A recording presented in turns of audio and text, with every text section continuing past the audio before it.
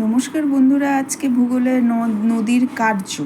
নদীর কার্যর আমি একটা সুন্দর বর্ণনা দেব। নদী কিভাবে কাজ করে, আমরাও কাজ করে থাকি, কেউ করি কেউ করি না, কিন্তু নদী কিন্তু তার গতিপথে বিভিন্ন রকমের কাজ করে থাকে। একটা ক্ষয় সাধন, পরিবহন বা অপসারণ বা অবক্ষেপণ, তিনটে কাজ। একটা ক্ষয় সাধন, ক্ষয় করবে প্রথমে, পরিবহন বা অপসারণ, পরিবহনটা কি, একটা জিনিস নিয়ে যাওয়া, তারপরটা কি অবক্ষেপণ বা সঞ্চয়, মানে কি একটা জায়গায় আবার নতুন একটা ভূমিরূপের সৃষ্টি করা। এইবার দেখো ক্ষয় সাধন, জলপ্রবাহের ক্ষমতার দ্বারা নদী তার গতিপথ চূর্ণ বিচূর্ণ করে চলে বেড়ায়। যখন প্রথম নদীর সৃষ্টি হয়, সেইখানে যে উচ্চ পার্বত্য অঞ্চলে প্রচুর পরিমাণে নদীর কিন্তু একটা গতিবেগের প্রচণ্ড এক স্পিড থাকে। সেইখানে কি করে নদী তার প্রথম পর্যায়ে প্রচণ্ড রকম ক্ষয় সাধন করে এবং মোটামুটি 6টি প্রক্রিয়ায় এই ক্ষয় সাধন কিন্তু করে থাকে। জলপ্রবাহজনিত ক্ষয়, এই যে প্রবল জলস্রোতের ধাক্কায় নদীপথের শিলাগুলো কিন্তু আলগা হয়ে থাকে। তুমি একটা জিনিস দেখবে, তোমার বাড়ির সামনে যেই জায়গাটা বৃষ্টিপাত হচ্ছে, দেখবে ও ছাদের থেকে জল যেখানে দেখবে মেন যেখানে পড়ছে, ছাদের থেকে যখন জলটা ধরো মাটিতে যে জায়গাটার মধ্যে পড়ছে, সেই জায়গাটা দেখবে কিছুদিন পরে, যতই ওটা সুন্দর জায়গা থাকুক না কেন, যতই প্লাস্টার করা থাকুক, যাই থাকুক না কেন, কিছুদিন পরে বেশি বর্ষায় তখন দেখবে কিছুদিন পরে মাটিগুলো তো ধীরে ধীরে আলগা হয়ে গেছে।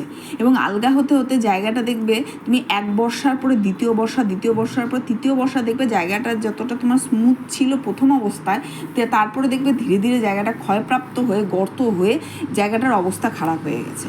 এইরকম আমরা উদাহরণ হিসেবে দেখতে পারি যে আমাদের রাস্তায় আমাদের সরকার থেকে সুন্দর পাকা করে দিয়ে যায়, পিচ ঢেলে যায়, কিন্তু বর্ষার পরে দেখবে ঠিক পুজোর আগে আমরা রাস্তার যে হাল দেখি, যে জলপ্রবাহ, তো সাধারণ এই বৃষ্টিপাতের কোন জলের মাঝে মাঝে জমে, মাঝে জমে না, কিংবা কোনো রাস্তায় হোক না হোক, তার ফলেও যে একটা ক্ষয়কার্য হয় সেটা আমরা নিজের চোখে সচক্ষে দেখতে পারি।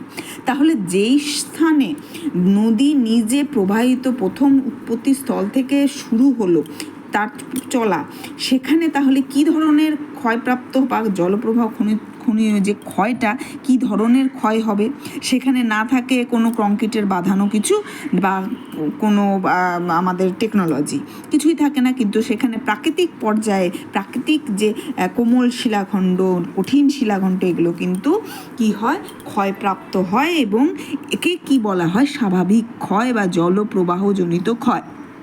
অবঘর্ষণজনিত ক্ষয়, জলপ্রবাহজনিত ক্ষয়কার্যের ফলে সৃষ্ট নানা আকৃতির শিলাখণ্ড জলস্রোতের সঙ্গে কি হয়, নদীর তলদেশে বা পার্শ্বদেশে ঘর্ষণ করতে করতে অগ্রসর হয়। এর ফলে নদীর পার্শ্বদেশে তলদেশে ক্ষয়প্রাপ্ত হয়ে থাকে। এই প্রক্রিয়াকে কি বলা হয়, অবঘর্ষ। যেমন পাথর, জল যখন আসে সাথে কি আসে, এই পাহাড়াঞ্চল থেকে বিভিন্ন রকম বড় বড় পাথর, সেগুলো কিন্তু বয়ে চলে আসে। পাথরের আকৃতি তোমরা নিজেরাই জানো, এক এক সময় এক এক আকৃতির থাকে, কোনোটা সূচালো থাকে, কোনোটা গোলাকৃতি থাকে, এবং এগুলোর যে একটা ঘর্ষণ প্রক্রিয়া এই নদীর সাথে কিন্তু বেয়ে বেয়ে এই ঘর্ষণ প্রক্রিয়া প্রভাব করতে করতে কিন্তু সেই পাথরগুলো কিন্তু নিচের দিকে নেমে আসে। এই প্রক্রিয়াকে কি বলা হয়, অবঘর্ষণজনিত ক্ষয়। এই নদীবাহিত প্রস্তরখণ্ড জলস্রোতের সঙ্গে ঘুরতে ঘুরতে এগিয়ে মন্থকূপ কিন্তু সৃষ্টি করে। এই যে কি হয়, পাথরগুলো ঘুরতে ঘুরতে চলার সময় নদীর তলদেশে ঘর্ষণের ফলে নদীগর্ভে ছোট ছোট কি হয়, গর্তের সৃষ্টি হয়। আর এই গর্তটাকে কি বলে, মন্থকূপ। মনে রাখবে, এই মন্থকূপটা কিন্তু শর্ট কোশ্চেনে আসে। মন্থকূপ কখন, যে অবঘর্ষণজনিত যে ক্ষয়টা হয় সেই জায়গাটাতে নদীর যখন প্রস্তরখণ্ডগুলোকে নিয়ে আসে, তখন ঘুরতে ঘুরতে নদীর তলদেশে কি হয়, ছোট ছোট গর্ত। এই গর্তটাকে কি বলে, মন্থকূপ। এবার মন্থকূপ সৃষ্টির ফলে নদী গর্ভ দ্রুত ক্ষয়প্রাপ্ত হয়। তারপরে কি আছে, ঘর্ষণজনিত ক্ষয়। নদীর স্রোতের সঙ্গে এগিয়ে চলা প্রস্তরখণ্ড নিজেদের মধ্যে ঠোকাঠুকি করে বা ঘর্ষণের ফলে ভেঙে গিয়ে প্রথমে গোলাকৃতি নুড়ি, সর্বশেষে বালিকণায় পরিণত হয়। এইসব ক্ষয়কার্য ঘর্ষণজনিত ক্ষয় পরে সৃষ্টি হয়। তোমরা কেউ যদি মিরিক কিংবা তোমরা যেসব অঞ্চলে নদীর পার্বত্য অঞ্চল থেকে মাত্র সমতল ভূমিতে নেমেছে সেই সব জায়গার নদীগুলো যখন তোমরা দেখতে পারবে, তখন দুধিয়া, মিরিক এইসব অঞ্চলে কিন্তু তোমরা এই যে পাহাড়ের থেকে নেমে যাওয়া নদীগুলোর যখন নিচে নামে তখন দেখবে ছোট ছোট অনেকে পিকনিক স্পটে বিভিন্ন দেখা যায়। এটা নর্থ বেঙ্গলে কিংবা তোমার জাস্ট ডুয়ার্স অঞ্চলে কিন্তু ভীষণ রকম দেখা যায় যে ছোট ছোট গোলাকৃতি নুড়িকাকৃতি পাথর, তারপরে সেই পাথরের থেকে ধীরে ধীরে ধীরে ধীরে কিন্তু ছোট বালিকণায় যতই নিচে নামবে এই ঘর্ষণজনিত ক্ষয়ের ফলে কিন্তু এগুলো আমরা পেয়ে থাকি। তা নদীর কাজ দেখো, প্রথমে জলপ্রবাহ করলো, সেখান থেকে ক্ষয় স্টার্ট হয়ে গেল, নেক্সট অবঘর্ষণজনিত যেখানে মন্থকূপ সৃষ্টি করলো, তারপর ঘর্ষণজনিত ক্ষয় সৃষ্টি করে দিল যেখানে নাকি বালি পর্যন্ত আসলো। আর প্রত্যেকটা পদার্থ কিন্তু আমাদের মানব জীবনে কিন্তু খুবই উপকারী। আমরা বলতে পারি যে পাথর যেটা নাকি আমাদের বাড়ি বানাতে, ছাদ ঢালাইয়ের কাজে কিন্তু আমাদের প্রয়োজন হয়, বালু যেটা নাকি নদীর সাহায্যেই গঠিত হয়, যেটাও আমাদের বাড়ি বানানোর কাজে বিভিন্ন রকম কাজে কিন্তু আমাদের প্রয়োজন হয়। তাহলে কনস্ট্রাকশন যে কাজটা সেটা সম্পূর্ণই ডিপেন্ড করে কিন্তু নদীর ওপর। মানে প্রাকৃতিক শক্তি ছাড়া আমাদের কিন্তু মানুষের এক মুহূর্ত চলা কিন্তু সম্ভব নয়। তারপর কি আছে, সংঘর্ষজনিত ক্ষয়, বন্যা, তীব্র স্রোতে বড় বড় শিলাখণ্ডগুলি নদীগর্ভে বিশাল আকৃতি শিলাখণ্ডের সাথে আঘাত করে, এর ফলে ক্ষয়কার্য সংঘটিত, তাকে বলে সংঘর্ষজনিত ক্ষয়। বন্যা এই সেই বর্ষার দিনে তোমরা কিন্তু ভালো এই রকম এই নদীর ক্ষয়টা কিন্তু খুব ভালোভাবে দেখা যায়। বুদবুদজনিত ক্ষয়, উতাল নদীর স্রোতে জটিল জলাবর্তে বুদবুদের সৃষ্টি হয়। এছাড়া নদীর ছিদ্রের পথে ফাটলের মধ্যে জল প্রবেশ করলে বুদবুদের সৃষ্টি হয়। বুদবুদের ভেতরে বাতাসের চাপে প্রচণ্ড রকম চাপের সৃষ্টি করে। আর এই চাপ কতটা থাকে জানো, 1 সেন্টিমিটার ব্যাসযুক্ত বুদবুদে প্রায় 18 কিলোগ্রাম ওজনের মতন চাপ সৃষ্টি হয় এবং হাতুড়ির ঘাতের মতন কিন্তু সেই চাপের পরিমাণটা এতটাই থাকে। এর নাম হচ্ছে বুদবুদজনিত ক্ষয়। তারপর কি হচ্ছে, দ্রবণজনিত ক্ষয়। দ্রবণ মানে কি, জলে দ্রবীভূত অবস্থায় আমরা দেখি যে বিভিন্ন রকমের ক্ষয় সৃষ্টি হয়। তেমন আমরা আবহবিকার এবং জলবায়ুর যে চ্যাপ্টারটা পড়েছিলাম সেখানেও এগুলো আমরা পেয়েছিলাম। এবং নদীপথে যে চুনাপাথর এবং লবণের স্তর অবস্থান করলে তারা জলের দ্রবীভূত হয়ে ক্ষয়প্রাপ্ত হয়, একে বলে দ্রবণজনিত ক্ষয়। এটা চুনাপাথর অঞ্চল, বিশেষ করে শিলংয়ে যখন কেউ চেরাপুঞ্জিতে ঘুরতে যাবে তখন এই চুনাপাথর আকৃতির যে গুহাগুলো সেখানে দেখা যায় যে জল প্রবাহের কারণে বা বৃষ্টিপাতের কারণে এই যে বিভিন্ন রকমের চুনাপাথরের ভূপ্রকৃতি এগুলো কিন্তু আমরা দেখতে পারি এবং এই চুনাপাথরগুলো কিন্তু দ্রবীভূত হয় জলের মধ্যে। এ কারণে জলের কিন্তু পরিমাণ, যে আয়রনের মাত্রা, চুনাপাথরের মাত্রা, বিভিন্ন রকম যে জলের যে খনিজ পদার্থগুলো থাকে সেগুলো কিন্তু তারতম্য ঘটে। তো হয়ে গেল একটা যে ক্ষয়কার্য করলো। এবার কি করবে, পরিবহন করবে। নদীর যে প্রথম কাজটা, যে প্রথমে কর্ষণ করবে, সেটার থেকে ভাঙবে, চূর্ণ বিচূর্ণ করবে, তারপর কি হবে, পরিবহন করবে। জলস্রোতে, নদীর জলস্রোতের দ্বারা ক্ষয়জাত দ্রব্যসমূহকে তো একটা জায়গায় নিয়ে যেতে হবে। তার তো কাজটা কি, শুধু ভাঙলে তো হবে না, তার কাজটা হচ্ছে সম্পূর্ণ কমপ্লিট করা। তো কমপ্লিট করার জন্য কি করতে হবে, তাকে সেই যে কাজগুলো তারা ভাঙলো সেই জিনিসগুলোকে নিয়ে মোহনার দিকে নিয়ে যেতে হবে। এবং এই প্রক্রিয়ার নাম কি, পরিবহন বা অপসারণ। নদীবাহিত যাবতীয় নুড়ি, কাকর, বালি, পলি, কাদা ইত্যাদি একত্রে নদী বোঝা বা বস্তুভার নামে পরিচিত। এই যে পরিবহনের ক্ষমতা তাকে কিন্তু 4টি ভাগে আবার ভাগ করেছে: নদীপথের ঢাল, জলপ্রবাহের আয়তন, বস্তুভারের পরিমাণ এবং বস্তুভারের আয়তন ও ওজন। এখন দেখো, একটা নদী যখন প্রবাহিত হচ্ছে তখন সেই নদীর কি হবে, তোমার নদীপথের একটা ঢাল দরকার। যে একটা ঢাল কতটা পরিমাণ থাকে, নদী যত ঢাল বেশি গভীর থাকবে তত কিন্তু নদীর পরিবহন ক্ষমতা বাড়বে। এবার দেখো, প্রথমেই কি আছে, যে ঢাল বেশি হলে গতিবেগটা বাড়ে।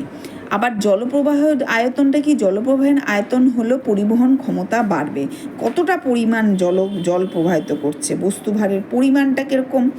নদীর জলের বস্তুভারের পরিমাণ বেশি হলে পরিবহন ক্ষমতা কিন্তু হ্রাস পায়। অতিরিক্ত যদি বালি, পাথর, নুড়ি, কাকর যদি নদী, যেমন তুমি একটা ব্যাগ নিয়ে রাস্তায় হাঁটছো, ব্যাগটার মধ্যে যদি অল্প কিছু থাকে, তোমার মোবাইলটা আছে আর একটু পার্স আছে কিংবা তোমার একটা ছাতা আছে, তুমি সেটা নিয়ে যে যাচ্ছ তখন যা পরিমাণ থাকবে, এবার তুমি 5 কেজি চাল কিনলে, তারপর সাথে 5 কেজি আলু কিনলে, এবার সেইটা নিয়ে হাঁটা আর ওই মোবাইল আর ছাতা নিয়ে হাঁটা কোনটা তোমার পক্ষে বেশি ইজি? সেরকমই নদীতে যদি জিনিস বা বস্তু বেশি থাকে তখন কিন্তু তার পরিবহন ক্ষমতার কি হয়, গতিবেগটা হ্রাস পায়। তারপরে কি আছে, গতিবেগের সঙ্গে পরিবহনের ক্ষমতার সম্পর্ক। নদীর গতিবেগের সঙ্গে নদীর পরিবহনের ক্ষমতার যোগসূত্র নিবিড়। এই কোনো একটি নদী নির্দিষ্ট গতিবেগে নির্দিষ্ট পরিমাণ বস্তুভার বহন করতে পারে। যদি নদীটির গতিবেগ দ্বিগুণ হয় তাহলে পরিবহন ক্ষমতা 6 গুণ বেড়ে যায়, মানে 64 গুণ বৃদ্ধি পায়। তা নদীর গতিবেগের সঙ্গে নদী পরিবহনের ক্ষমতা অনুপাতকে বলা হয় ষষ্ঠ ঘাতের সূত্র। ষষ্ঠ ঘাতের সূত্রটা খুবই ইম্পর্টেন্ট, যে একটা নদী যখন হচ্ছে পরিবহন ক্ষমতা যখন যোগসূত্র হয় তখন হচ্ছে সেই নদী গতিবেগে নির্দিষ্ট পরিমাণ যে বস্তুভার বহন করতে পারে তা কিন্তু নদীর গতিবেগের দ্বিগুণ হয়ে যায়। এই যে দ্বিগুণ হওয়ার যে সূত্রটা সেটাই কিন্তু ষষ্ঠ ঘাতে, সেটা কতটা পরিমাণ বাড়ে, সেটা হচ্ছে 6 গুণ বেড়ে যায়, তাই একে বলা হয় ষষ্ঠ ঘাতের সূত্র। তাই উদাহরণ হিসেবে বলা যায়, কোনো নদী 2 ঘন্টায় 2 কিলোমিটার বেগে প্রবাহিত হলে তাতে যে পরিমাণ বস্তুভার পরিবহনে সক্ষম তার থেকে হঠাৎ গতিবেগ 4 কিলোমিটার পর্যন্ত হলে তখন নদীর কিন্তু জলের সমপরিমাণ জলে 64 গুণ বেশি বস্তুভার বহন করতে পারবে। তাই বন্যার সময় নদীগুলো প্রলয়ঙ্কারী হয়ে ওঠে। আমরা গঙ্গা, তারপরে ব্রহ্মপুত্র, এসব নদীতে আমরা এই জিনিসটা কিন্তু দেখতে পাই। আবার নদীর গতিবেগ হ্রাস পেলে নদী পরিবহন ক্ষমতা হ্রাস পায়। আমরা ম্যাথামেটিক্সে সবসময় এই অঙ্কগুলো অনেকভাবে করে থাকি। গতিবেগ বৃদ্ধি পেলে কি হয়, গতিবেগ হ্রাস পেলে কি হয়, এই অঙ্কগুলো আমরা সচরাচর আমরা পাটিগণিতে দেখতে পাই। আচ্ছা, পরিবহনের প্রক্রিয়াসমূহ। প্রধান 4টি প্রক্রিয়ায় নদী পরিবহন কার্য চলে। টান বা আকর্ষণ প্রক্রিয়া। বস্তুভারের প্রকৃতি ও ওজন অনুসারে বিভিন্ন প্রক্রিয়ায় পরিবহন কার্য সম্পন্ন হয়। বড় বড় শিলাখণ্ডগুলি নদীর স্রোতে আকর্ষণে নদীর তলদেশে গড়াতে থাকে এবং এর মাধ্যমে আকর্ষণ প্রক্রিয়া সৃষ্টি হয়। লম্ফদান প্রক্রিয়া কি, ছোট ছোট শিলাগুলি কি হয়, জলস্রোতে অগ্রসর হতে হতে হঠাৎ করে এক জাম্প দিয়ে একটু আগিয়ে যায়। ছোট ছোট বাচ্চাগুলো হাঁটার সময় বাবা মার সাথে দেখবে হঠাৎ করে একটু জাম্প মেরে একটু আগিয়ে যায়, তো সেগুলো কি হচ্ছে, ছোট ছোট নুড়ি পাথরগুলো এরোভাবেই লম্ফদান প্রক্রিয়ার মাধ্যমে কিন্তু এগোতে থাকে। আচ্ছা, ভাসমান প্রক্রিয়া কি, এটা তো খুবই জানা কথা, সূক্ষ্ম কাকর বালি, পলি, কাদা, এগুলো হচ্ছে ভাসমান প্রক্রিয়া এগিয়ে থাকে। দ্রবণ প্রক্রিয়া, এবার দ্রবণ কি, শিলাস্তর এবং চুনাপাথর, জিপসাম, এগুলো জলে দ্রবীভূত হয়ে দ্রবণ প্রক্রিয়া হয়। একটি আন্তর্জাতিক সমীক্ষা থেকে জানা গেছে পৃথিবীর যাবতীয় নদীর মধ্যে বহনের ক্ষমতার থেকে গঙ্গা নদী প্রথম অবস্থানে, আমাজন নদী দ্বিতীয় স্থানে এবং হোয়াংহো নদী কিন্তু তৃতীয় স্থানে অবস্থান করেছে। মানে সবচেয়ে বেশি পরিমাণে কিন্তু নদীর বস্তু কে বহন করে, আমাদের গঙ্গা মা। এই জন্য গঙ্গা কিন্তু বহন, ধারণ ক্ষমতা এবং তার যে মাতৃত্ব সুলভ দৃষ্টিভঙ্গির মতন যে ধারণ করে আছে, এটাই আমরা এখানে প্রমাণ পাই। নেক্সট কি আছে, নদী কি করে, সঞ্চয়। সঞ্চয় তো করতেই হবে, আমাদের জীবনেও যেমন আমরা সঞ্চয় করে থাকি, নদীও তার পরিবহনে, নদীর কার্যের প্রত্যেকটা কাজে যখন সে গড়ে ওঠে তখন তার একটা কাজ, যখন সে যৌবন অবস্থায় পৌঁছায় তার একটা কাজ, যেমন বার্ধক্যের জন্য সে সঞ্চয় করার জন্য প্রথম থেকেই লেগে থাকে এবং প্রথম অবস্থায় যে সে শিলাগুলোকে টুকরো টুকরো করে ভাঙছে, সেগুলোকে পরিবহন করে নিয়ে আসলো যৌবন অবস্থায় এবং শেষ কার্যে কী করলো, সে সঞ্চয়ের জন্য রেখে দিল। কি করলো, আবার সেই সঞ্চয়ও কিন্তু আবার মানব জীবন উন্নয়নের জন্যই সে রেখে যায়। ক্ষয়সাধন পরিবহনের মাধ্যমেই নদী আরেকটি কাজ হলো সঞ্চয়। নদী জলপ্রবাহের ক্ষমতার দ্বারা যা কিছু ক্ষয় করে বয়ে আনে, কিছু কিছু নদী বিভিন্ন অংশে কিন্তু অবশিষ্ট মোহনা কিন্তু সন্নিকটে অগভীর সমুদ্রে জমা করে দেয়। একেই বলে সঞ্চয় কার্য। প্রস্তরখণ্ড, নুড়ি, বালি, কাকর, পুলি ইত্যাদি কিন্তু নদীর বোঝা এবং এ নদীতে জলপ্রবাহের পরিমাণ হ্রাস পায় এবং বোঝার পরিমাণ বৃদ্ধি পেলে অবক্ষেপণ কার্যের মাধ্যমে নদীর বোঝা কমিয়ে ফেলে। প্রধানত 5টি কারণে অবক্ষেপণ বা সঞ্চয় কার্য ত্বরান্বিত করে। একটা, নদীপথের ঢাল বা অবনতি।